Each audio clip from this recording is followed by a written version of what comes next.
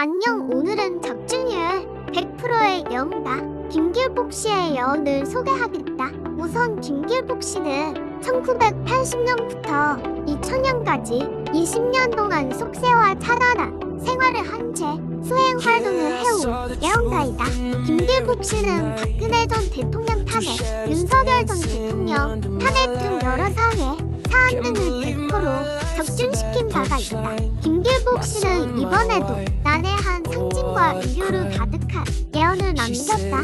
그 말에 따르면 내년 대한민국은 역사에서 단 한 번도 경험하지 못한 새로운 체제로 진입한다고 한다. 그것은 바로 홍익의 황제 등장이다. 예언에 따르면 이 황제는 기존의 권력 구조와는 전혀 다른 방식으로 출현한다. 그는 정치적 양앙을 가진 인물이 아니라 어느 날 갑자기 세상 앞에 모습을 드러내어 자신이 권력을 가지려 하지 않은 자라는 점에서 기존 지도자들과 근본적으로 다르다고 한다. 김길복 씨는 이 황제가 국민과 세계 모든 존재들을 위해 존재하며 국민과 세계 모든 존재들을 원하지 않는다며 스스로 물러날 준비가 되어 있는 사람이라는 표현을 남겼다. 그의 핵심은 단 하나, 홍익인간의 정신을 현실, 정치에 되살리는 것이다. 황제가 등장하며 대한민국의 정치체제는 크게 재편된다. 대통령이라 불리던 직위는 사실상 총리형 직책으로 전환되고 국정을 실질적으로 운영하는 실무 중심의 지도자로 자리 잡는다고 예언은 말한다. 반면 황제는 구체적인 정치적 결정을 내리기보다는 국가 방향성 정신가치의 중심축이 되는 상징적 존재에 가깝다. 김길복 씨는 또 다음과 같은 비유를 남겼다. 황제는 나무의 뿌리여 대통령은 줄기며 국민은 잎이다. 줄기는 가지를 뻗어야 하지만 뿌리는 세상을 향해 기운을 퍼뜨린다.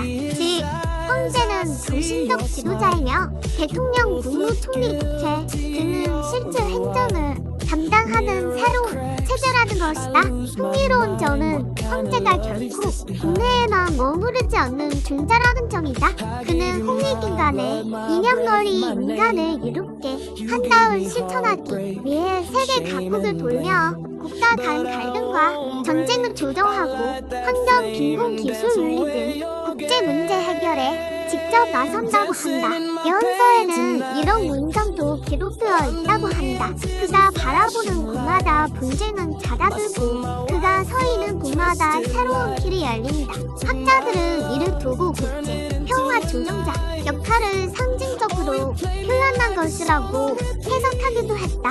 그는 특정 국가 편을 드는 것이 아니라 인류 공동체를 중심에 놓는 초국가적 지도자로 묘사된다. 또한 김길복 씨는 황제의 등장을 기점으로 대한민국이 세계적 사상 문화 기술의 중심지로 구상한다고 예언했다. 정치적 혼란과 갈등이 잦아들며 국민들은 오히려 더 큰 자율성과 창조성을 발휘하게 된다. 황제는 국민들의 잠재력을 확장시키는 이상적 지도자로만 존재할 뿐 실질 권력을 행사하지는 않는다는 점이 예언의 핵심이다.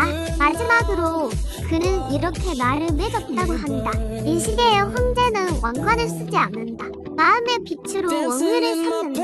즉 황제의 배경은 혈통이나 권력 승계가 아니라 시대가 필요로 할 때 등장하는 정신적 역할자라는 뜻이다. 김길복 씨의 이번 예언은 많은 이들에게 상상력과 논쟁을 동시에 불러일으킨다. 누군가는 이를 새로운 시대적 비전으로 받아들이고 또 누군가는 비유적 메시지에 불과하다고 생각한다.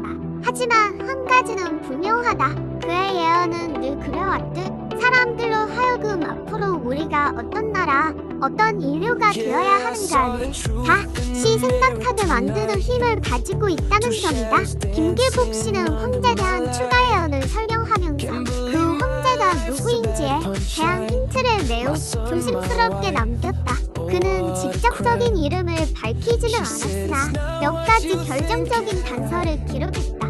그는 예언록의 한 구절에서 이렇게 적고 있다. 황제는 잃지 않고 혈통의 권위를 빌리지 않는다. 그는 이름 없는 평범한 집안에서 나오되 성은 조시이고 나이는 20살의 젊은 남자로다. 나는 이들이 구절을 해석하며 고개를 갸웃했다. 혼자라 하면 보통 권력과 경험, 나이를 연상하지만 예언가는 거꾸로 세상, 경험이 많지 않은 한 청년을 지구 큰 셈이 없기 때문이다. 그는 태어날 때부터 특별한 가문이나 조건을 가지고 태어나지 않는다. 뭔가도 유명한 정치 가문도 아니다. 오히려 너무 평범해서 주변 사람들은 그에게서 큰 특별함을 느끼지 못한다. 그러나 그가 세상에 던지는 질문과 통찰은 나이에 맞지 않는 정도로 깊고 날카롭다고 예언서는 말한다. 그는 말하지 않아도 따르게 되는 자. 예언에 따르면 이주식 청년은 권위를 주장하지 않는다. 그는 스스로 나설 생각도 전혀 없다. 하지만 사람들은 묘하게도 그의 말에 귀를 기울이게 되고 그의 시선은 갈등 속에서 중심축처럼 작용한다. 예언가의 표현을 빌리며 그가 말하면 사람들은 마음속 파도가 잦아든다. 그가 걷기만 해도 길이 스스로 열린다. 그는 홍익인간의 정신을 본능적으로 깨닫는 자.